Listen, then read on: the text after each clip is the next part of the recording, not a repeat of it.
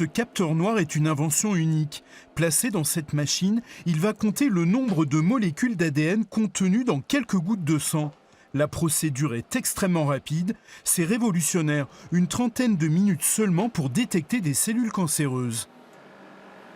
On fait une prise de sang, on isole la partie liquide du sang qu'on appelle le plasma. Et ce plasma, on regarde les molécules d'ADN qui sont présentes à l'intérieur. Et les poids des molécules d'ADN dans ce liquide est différent semble être différent selon que le patient est sain ou atteint de certaines pathologies, en particulier du cancer.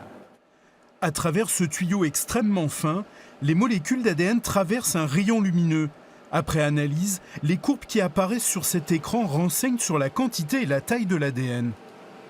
On peut utiliser cette technologie pour étudier des échantillons entre des patients sains et des patients ayant un cancer.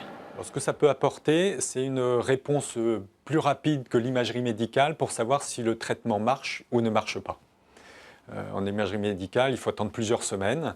Donc ça donne un outil de surveillance des patients pendant le traitement ou en rémission qui est extraordinaire. C'est ce chercheur en biotechnologie du CNRS qui est à l'origine de cette nouvelle méthode d'analyse.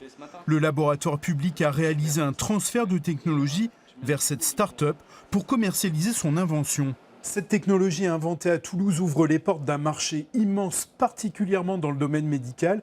Et c'est ici, dans cet atelier à côté, qu'on assemble les machines qui permettent cette analyse de l'ADN. Picometrix prévoit de commercialiser plusieurs milliers de ces machines de séquençage auprès de laboratoires d'analyse médicale et d'hôpitaux à travers le monde. Un marché estimé à plusieurs centaines de millions d'euros.